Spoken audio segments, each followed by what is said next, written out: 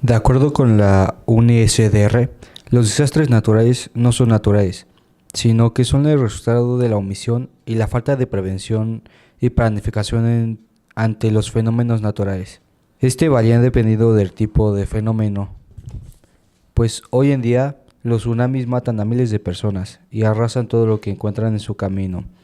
Los terremotos destruyen ciudades y pueblos enteros, y los huracanes asolan amplias regiones, dejando tras de sí cientos de muertes y miles de desplazamientos.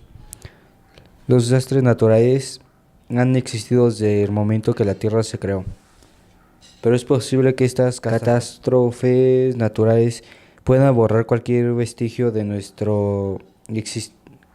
existencia, incluyendo el arte de la arquitectura y la tecnología.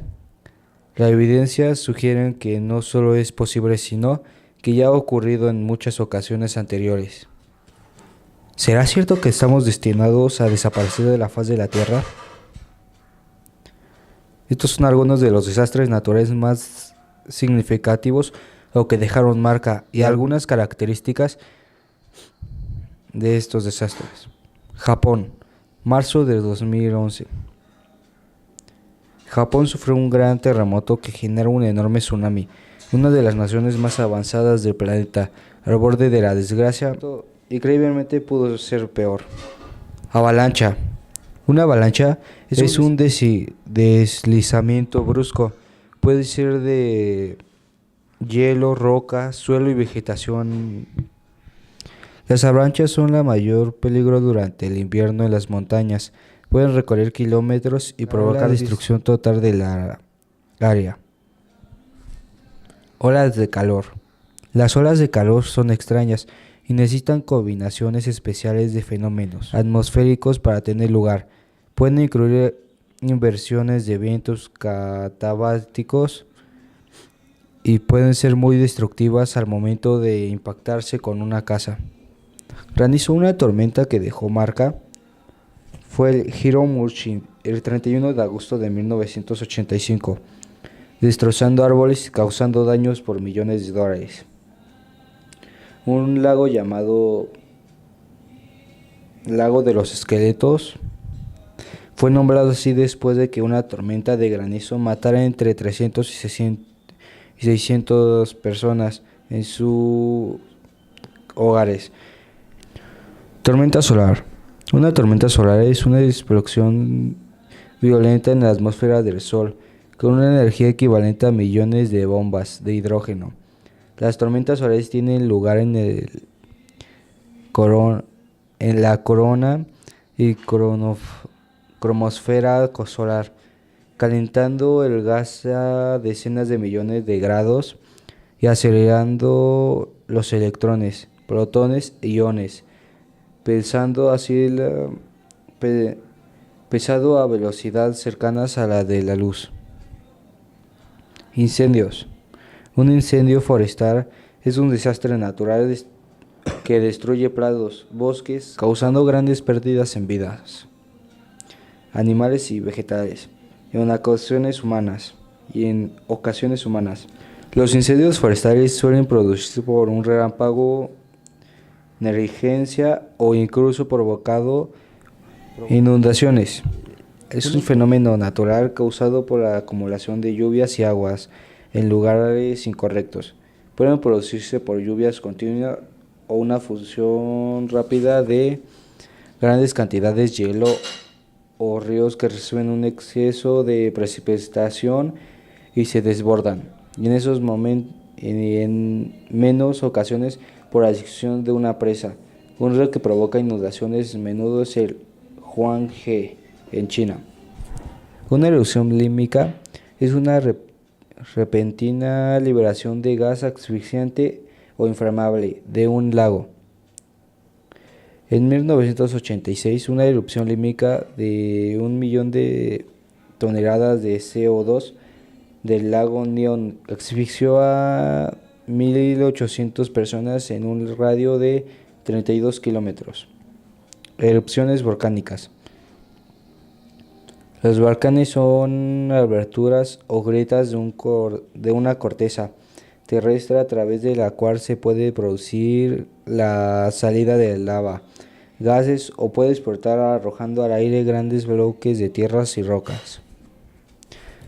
Un supervolcán es un supervolcán es un volcán que produce las mayores y más voluminosas erupciones de la Tierra.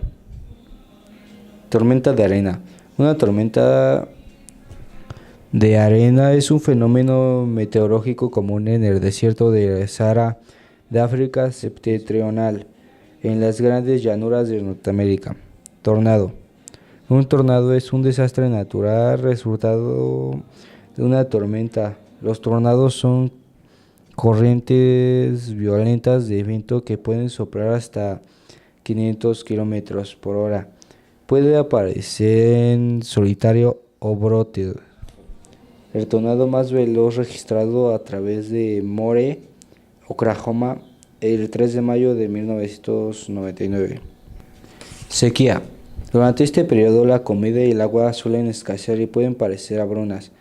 Pueden durar años y perjudicar áreas donde los residentes dependen de la agricultura para sobrevivir.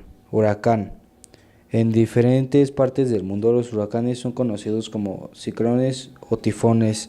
En Guatemala se registró un hundimiento de la tierra tras el paso de la tormenta tropical Agatz en la zona 2 capitalina.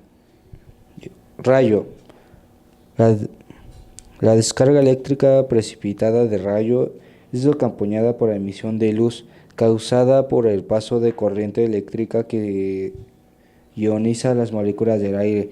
La electricidad que pasa a través de la atmósfera calienta la expande rápidamente en el aire, produciendo el ruido característico del trueno del relámpago. Terremoto. Se dan las placas tectónicas de la corteza terrestre en la superficie manifiesta por un motivo o sacudimiento de la tierra, sacudida del suelo, y puede dañar enormemente las estructuras mal construidas. Además, puede provocar desastres secundarios, como una erupción volcánica o un tsunami. Uno de los más fuertes conocidos es el terremoto del 85. Ha sido el más significativo y dañino en la historia escrita de los movimientos telúricos de dicho país y de su capital. Superó en intensidad y daños al registrado en 1957, que hasta entonces había sido el más notable en la ciudad. La réplica acontecida un día después, la noche 20 de septiembre de 1985, también tuvo una gran repercusión para la capital al colapsar estructuras reblandecidas un día antes. En cuanto a otros tipos de pérdidas, se ha calculado que económicamente fueron de unos $8,000 millones. Unas 250,000 personas quedaron sin casa y que aproximadamente 900,000 personas se vieron obligadas a abandonar sus hogares. Las tareas de rescate de víctimas se prolongaron hasta el mes de octubre 13 y la de remoción de escombros incluso hasta 10 años después. Reordenación económica para combatir la inflación, proteger el empleo y recuperar las bases de un desarrollo sostenido, eficiente y equitativo.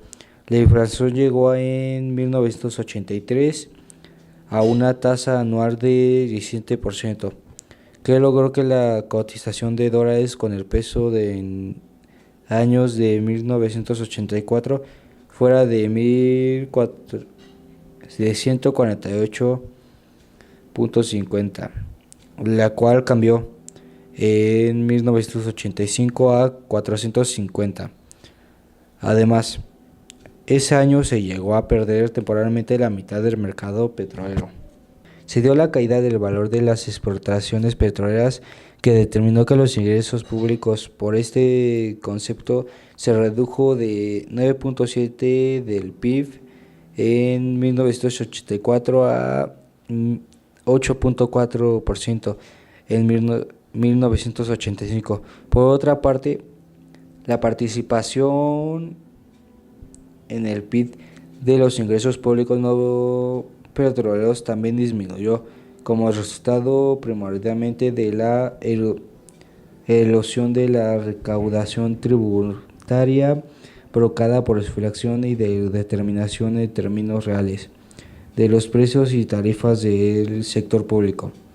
Gracias a la restauración de parte de deuda externa que ascendía a 87.400 millones de dólares, el 53% del PIB del gobierno local. Sin embargo, los asuntos públicos del Distrito Federal eran despachados por el jefe de departamento del distrito, también conocido como funcionario subordinado al presidente de la República. El titular era Ramón Aguirre Velázquez.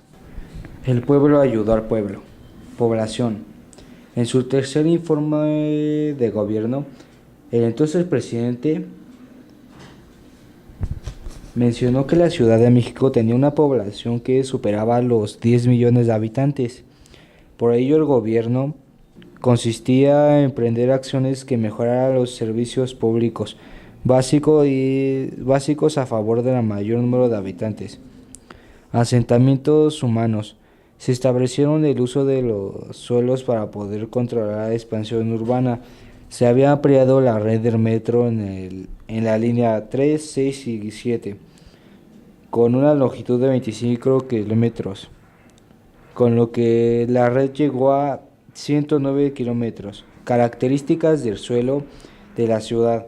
A pesar de esta situación a 390 kilómetros del epicentro, la capital sufrió numerosos daños, ya que está ubicada en el lago desecado artificialmente, en el que sobre un estrato de roca se encuentra una capa de espesor variable de arcilla y terraplenados. Dado que la velocidad de la propagación de la onda sísmica es diferente en la roca y en los rellenos. Legislación de construcción. Dicha ley tenía como objetivo ordenar el desarrollo urbano del distrito, eso es, crear los planes para la conservación y mejoramiento del territorio del Distrito Federal. Correspondía al entonces Departamento del Distrito Federal. Agua potable. La alerta de sanidad se disparó y a una de las más trascendentes fue la presencia de sangre en nuestra agua, en toda la red de la ciudad, formándose largas filas ante la necesidad de agua potable. Redes de comunicación. Su rescate inició según denuncias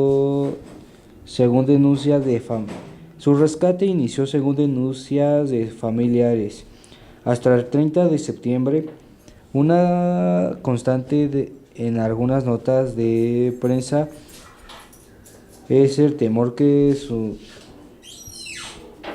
suscitaba el tránsito del metro de la línea 2, que pasaba por debajo del conjunto Pino Suárez y que contó con edificios colapsados. Además, resultó ser el único medio de acceso a algunas partes afectadas de la ciudad que contaba con el servicio auxiliar en algunas labores de rescate y evacuación, además de reforzar frecuencias de recorridos que pasaba cerca de los lugares afectados. En el Departamento del Distrito Federal, publicado en el Diario Oficial de la Federación, El día 26 de agosto de 1985, dicho plan tiene por objetivo aminorar o limitar los afectos de los desastres en una zona afectada, coordinar a las Fuerzas Armadas y los apoyos de los organismos de la Administración Pública Federal e instituciones privadas para intervenir efectivamente en auxilio de la población y constituido por dependencias de la Administración Pública Federal, instituciones públicas. A darse la señal de alerta, los grupos desarrollaban un enlace permanente entre sí para mantenerse informados de la situación prevalecente, preparaban los recursos disponibles para ser entregados en la forma más rápida en auxilio de la población.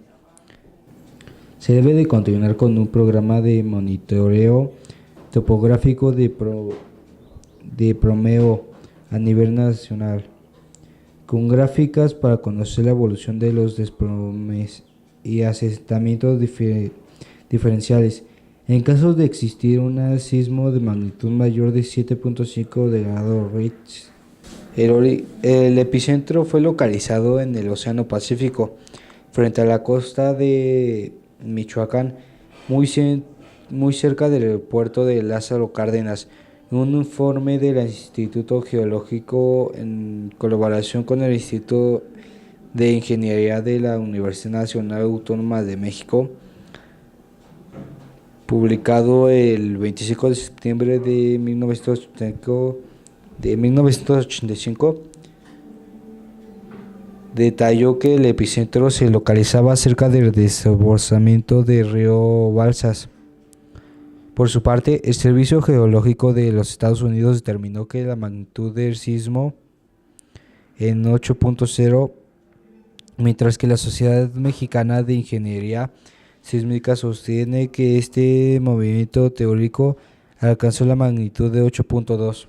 Una de las diversas apreciaciones en cuanto a la energía que se liberó en dicho movimiento fue su equivalente a 1.114 bombas atómicas de 20 kilotones cada una. En México se presentaron varias réplicas de fenómenos, siendo la más significativa del día siguiente a las 19 horas, con la magnitud de 7.5 y 7.3, localizándose su epicentro cerca de Zihuatanejo, Guerrero, a una profundidad de 17.6 kilómetros. Otra réplica de consideración ocurrió el 30 de abril de 1986. Las zonas de terreno blando de la Ciudad de México, formadas por el suelo arcilloso del destacado lago de Texcoco, fueron las que recibieron el mayor impacto destructivo, en contraste con las del suelo firme en las que hubo apenas consecuencias. Luego del sismo del 19 de septiembre, en las zonas más afectadas se reporta un caos generalizado debido, además de los derrumbes, a la suspensión de los transportes públicos. Víctimas que lograron escapar de los edificios colapsados: 3.334. Ciudadanía que se presenta a ayudar a la misma, así como la movilización de cuerpos de emergencia. Millones de personas se tuvieron que trasladar a pie. La falta y la tardanza de acciones por parte del gobierno federal. La población civil tomó en sus manos labores de rescate. A las afueras de los edificios colapsados se formaron improvisadamente campamentos con el fin de organizar las tareas de rescate, alimentar a los voluntarios y voluntarias, a los heridos y a las familias que se esperaba las noticias de sus seres queridos atrapados en los escombros. Las cruces dibujaban con un color rojo sobre el papel era suficiente para identificar personas personal o locales de auxilio. La UNAM, a pesar de no haber visto afectada directamente, cerró sus puertas una semana suspendiendo clases para que los universitarios que así lo desearan pudieran integrarse a la brigada de rescate y ayuda. Mientras tanto, algunos de los edificios o daños más significativos fue en Televisa. Su dirección oficial era Chapultepec 18. En las instalaciones de Chapultepec se arrumbaron en aquel momento los másters de los canales XHJC-TV y SEC. Antenas que cruzó la avenida de Niños Héroes y cayó sobre las instalaciones del centro escolar Revolución de otro lado de la calle. Entre los principales daños tuvo la destrucción del edificio sede de la operación del noticiero en la esquina de Niños Héroe y Río de la Rosa. Ahí ocurrió varias de las muertes. Grupos de artistas llevaron a cabo funciones benéficas y reunieron víveres y medicinas para ayudar. El propio tenor Plácido Domingo colaboró directamente en la maniobra de rescate en la zona de edificio de Tlatelolco. Septiembre de 1986 dijo que entre las consecuencias que generaron los sismos de 19 y 20 de septiembre fueron los daños ocasionados en 1568 escuelas, dejando de abastecer 7.6 metros cúbicos por segundo de las redes primarias y secundarias del sistema de agua potable. En el centro histórico de la Ciudad de México y en muchas zonas de la ciudad no hubo energía eléctrica debido a múltiples daños de redes de abasto. Más de 1 millón de usuarios de servicios eléctricos quedaron sin servicio y a los 3 días de los sucesos solo se había restablecido el 38% de este. La Madrid Huerta en su cuarto informe de gobierno. Entre las consecuencias que generaron los sismos de 19 y 20 de septiembre de 1985 fue de 1.280.000 servicios de energía eléctrica que resultaron averiadas. En esta escuela las clases normales daban inicio a las 7 de la mañana, por lo cual ya se encontraban los alumnos en la clase. Algunos dan datos no indicados que en ese edificio fallecieron alrededor de 120 personas. El edificio Nuevo León, ubicado al norte de la capital mexicana, es un enorme conjunto habitacional diseñado por el arquitecto mexicano Mario Paine inaugurado en 1962. En su caso ocurrió también el desplazamiento del movimiento estudiantil de 1968. A las acciones de rescate acudieron cientos de personas, destacando medianamente por este edificio habitaban 4 familiares del tenor Plácido Domingo. Café Superleche, un popular café ubicado debajo de los edificios de la esquina de Victoria y Eje Central. Se encontraba en su máxima afluencia. Jacobo Zabludovsky, en su narración en vivo, encontró desesperados fuera del edificio al dueño del café que había salido a correr y cuando volvió al edificio se había derrumbado. En la época existía un estimado de 1.404.000 edificios de la Ciudad de México, en los cuales 50.500 sufrieron daños de distinta magnitud.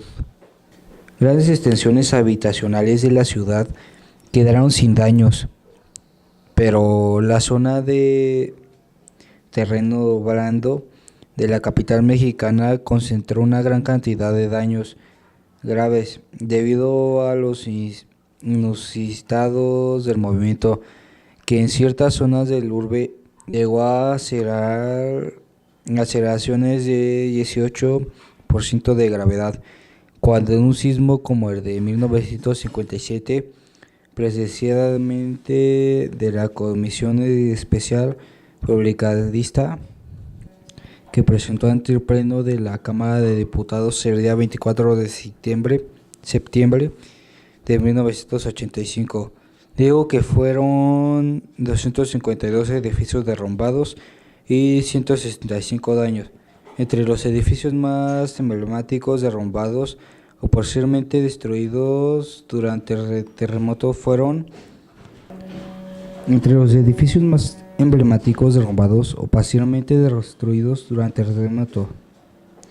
Dentro de las medidas que se tomaron inicialmente ante la formación de una comisión interinstitucionalmente médica, estableció que no se volvería a construir hospitales de primer nivel en el centro histórico. El Hospital General de México, un organismo de atención abierta al público de general, fue construido en 1905 con un sistema de pabellones por especialidad médica. Posteriormente, en los años 60, le fue añadido a un edificio de 6 pisos que albergaba la unidad de gineco y otro de 8 de residencias médica. El rescate de los cuerpos llevó un total de 20 días. Todas las instalaciones del hospital de agua, gas, oxígeno y vapor sufrieron daños de consideración, por lo que fueron necesarios desalojar a 840 enfermos debido a la alta demanda de servicios médicos por su carácter público y al rumor de que existía un plan gubernamental por desaparecer el hospital. Los médicos del hospital iniciaron consultas médicas a la explanada del Metro Centro Médico a partir del 7 de octubre en campamentos temporales. Hospital Juárez. El Hospital Juárez se ubicaba hasta 1985 en el predio que comprende las calles de Jesús María, Fray Salvador, Teres de Mier, Colegio Médico Militar Israel.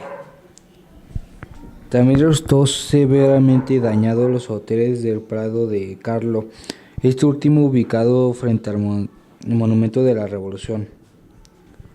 Asimismo, en el sótano lugar se ha hallado el cadáver del abogado Saúl Ocampo Abarca. Desapareció el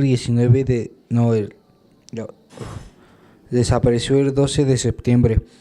El litigante estaba en la cajuela de un auto, atado de pies y manos con una cinta adhesiva, en estado avanzado de descomposición. Existían testimonios que indicaban que hubo bloqueos, presuntamente alentados por los dueños del taller irregular, de que bloquear el rescate de víctimas para evitar que máquinas y material primas textiles fueran extraídos de los edificios destruidos. Previo al sismo existían organizaciones obreras en los talleres de costura debido a las precarias condiciones laborales de estos estilos.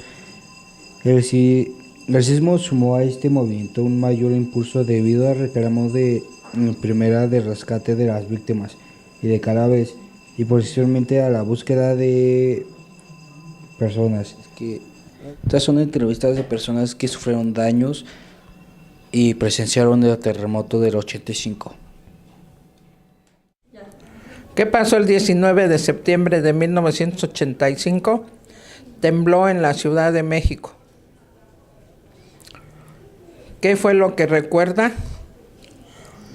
Pues que fue muy fuerte el temblor, y hubo muchas pérdidas de vida y muchas casas destruidas. ¿Qué sentimiento, sensación tuvo? Pues un sentimiento muy triste de ver cómo se cayó la Ciudad de México. ¿Cuál fue la actitud de la gente en el lugar donde estaba?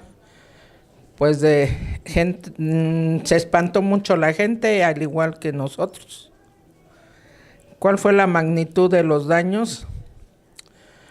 Pues eso sí no podría yo decirlo. Desde su perspectiva, ¿cómo fue el desempeño del Estado? Pues bien, ¿qué consecuencias sociales provocó este interminable hecho? Pues que hubiera muchas pérdidas, tanto humanas como económicas. ¿Cuánto tiempo duró el sismo de 1985? Como 2 minutos, ¿no? No me acuerdo bien. ¿Cuántos muertos hubo en el terremoto? Pues no podría decir exactamente cuántos, pero fueron bastantes. ¿Cuál fue su primera reacción? Pues salir con mis hijos a la calle. ¿Se dirigió algún cercano a ti? Sí, varios vecinos que salieron también espantados. María Teresa Rodríguez de Landa. El temblor, el temblor en mi casa. Pues que todo se meneaba y pues nada más, que todo se meneaba. Pues que se podría caer las casas, los postes, de miedo. Pues desastrosos, porque se cayeron muchas casas, muchos edificios, mucha gente se murió. Ay, pues del Estado, pues sí ayudaron y todo eso, pero más que nada la ayuda vino de fueras, en realidad. Pues sin conformidad, porque pues no, el gobierno no daba lo que mandaron, pues tristeza porque mucha gente perdió a su familia, aquí en la Ciudad de México, en el centro. Ay, pues exactamente la cantidad no me acuerdo, pero pues bastantes. Pues protegerme de que no se me cayeran los cables encima o las paredes, salvarnos. Hubo un sismo muy fuerte, parece ser que fue de 8.2 grados. Estaba manejando mi carro en la avenida Loreto Favela, cerca de una gasolinera. Al principio no percibí que fuera tan fuerte porque estaba arriba de mi carro y se movía y pensaba que eran los amortiguadores. Posteriormente fue cuando me enteré que el sismo había sido muy fuerte. Se salió de sus casas y estaba así con los ojos desorbitados y así como que con mucho miedo. Hubo muchas casas y edificios caídos, pisos levantados, bardas caídas, muchísimos muertos. Pues creo que lo hicieron más o menos bien, aunque un poco lento, porque para recoger los escombros y eso se llevaron varios meses. Desolación y pérdidas humanas, no recuerdo, parece ser que fue un poquito más de 1 minuto. No, tampoco recuerdo. Regresar a mi casa para ver si no había sufrido daños. Posteriormente me dirigí a mi trabajo. Algunas personas cuando regresaba, me regresé por Eduardo Molina y muchas personas estaban pidiendo ray para poderse desplazar hacia esta zona. Reconocí a un compañero que estuvimos en la Clínica 68, le di ray a la entrada de Valle de Aragón para ver cómo estaba su familia y su casa. Fue un terremoto que sacudió a todo el país, sí, a todo el país, en nuestra casa. No es cierto, yo iba por mis hijos a la escuela. Bueno, yo sí. Me agarró en el coche. Ajá. Muchas cosas tristes, sí. Empezando por la angustia que estaba yo con un hijo aquí chiquito de 7 años. Entonces, mi esposo con los otros dos que no sabía nada de él, toda la mañana el terremoto fue como a las 7:30, ¿no? Algo así fue el terremoto. Y él ya había salido a dejar a los chicos a la secundaria y yo me quedé con el de la primaria. Entonces fue mucha angustia, mucha desesperación de que estaba toda la familia separada. ¿Coge la actitud de quién? ¿Cuál? La actitud, pues, ¿qué te diré? Más que nada, no sabíamos. La actitud fue, no sabíamos la magnitud del terremoto, porque pues vivimos aquí en el Estado de México y todo se originó, lo más fuerte fue en la Ciudad de México. En el distrito. Ajá, que antes era distrito. Pues muchísima y más en la zona del Distrito Federal. Ahí fue más donde se cayó el Hotel Regis. Sí, mucho. Hubo muchos derrumbes. Mi amor, mala. ¿Por qué? Porque todavía hay muchos damnificados de esos años en el parque Elías Calles. Hay un parque. Ajá. No sé en qué colonia, en qué delegación. San Felipe, ¿cómo se llama?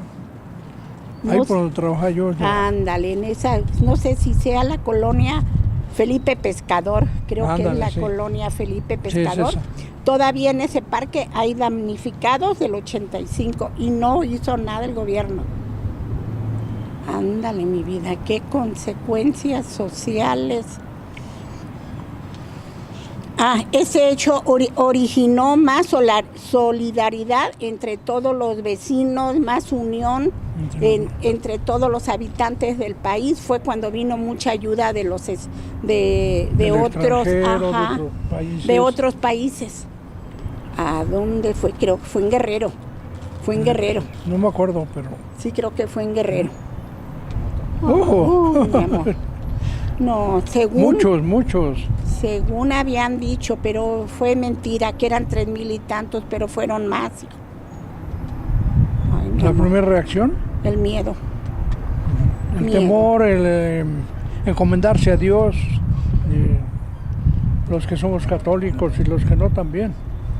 A pedir ayuda no. Es una fecha que no olvido.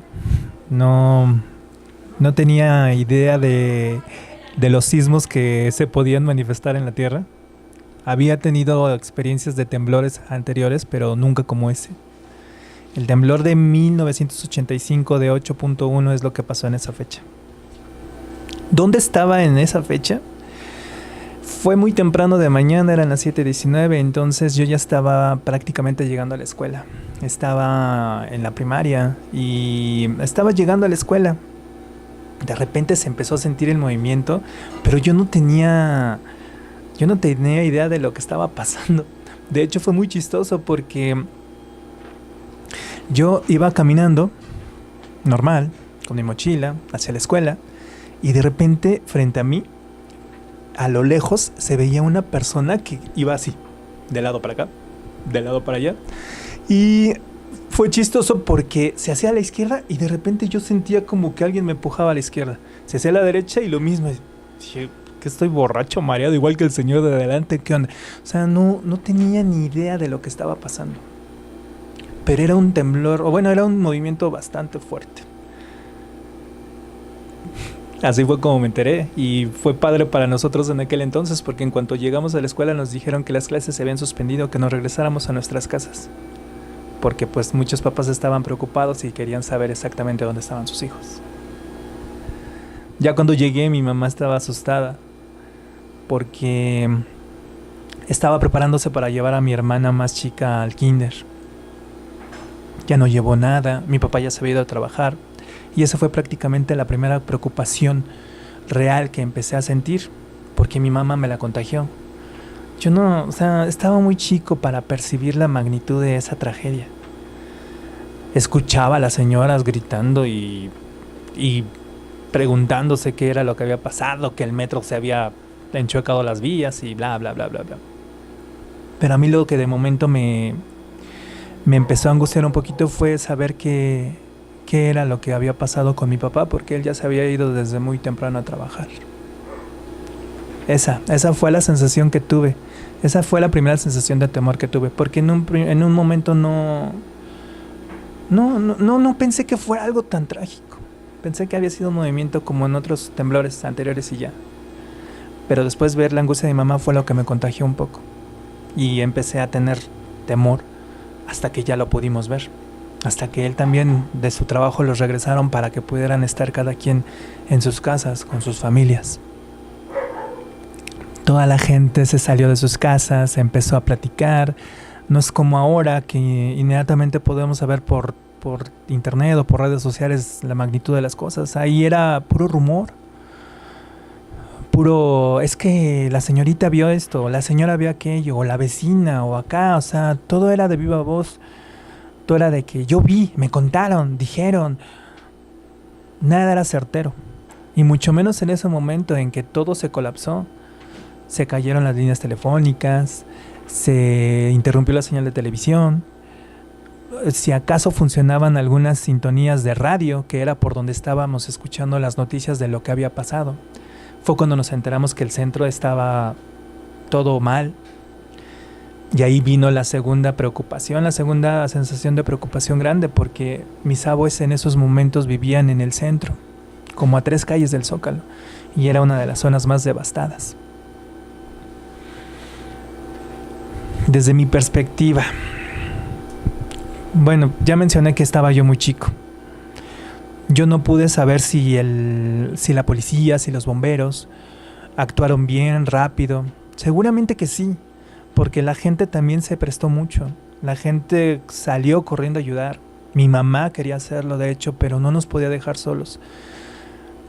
Mis hermanos y yo estábamos pequeños y pues con todo el dolor de su corazón no pudo salir a ayudar como ella hubiera querido. ¿Consecuencias sociales? Pues mucho damnificado, mucho hospitalizado, mucho extraviado. De eso sí me acuerdo. Gente que ya no supo de su familia o de sus personas más allegadas. Nosotros no tuvimos que pasar por eso porque toda la gente de mi familia, la más cercana y con la que no teníamos mucho contacto, toda estaba bien. Toda esa familia estaba bien, entonces no pasamos por nada de eso. Pero pienso que esas repercusiones para esa gente fue muy dolorosa. No me acuerdo bien, creo que duró como 1 minuto y medio. Creo que fue entre Guerrero y Michoacán. La línea divisoria entre Guerrero y Michoacán fue donde se presentó el epicentro. Creo que no se sabe exacto el número. Siempre que se pregunta ese número se da un número aproximado. Pero fueron muchísimos. Fue de diversión porque se me hizo divertido que un señor muy adelante de mí se moviera al mismo tiempo que yo, como si estuviéramos mareados o borrachos. O sea, yo estaba chico y no tenía ni siquiera idea de lo que estaba pasando. Ya hasta después empecé a tener noción por lo que me decía mi mamá, mi papá, por lo que se alcanzaba a escuchar en el radio, por las noticias. Ahí fue cuando ya hubo, pues más o menos noción de lo que pasó. Sí, obviamente sí, alguien estaba cercano a mí, fue mi mamá, siempre fue mi mamá. Después de que nos regresaron a la escuela, estábamos bien contentos porque no iba a haber clases. Mi mamá nunca se nos separó.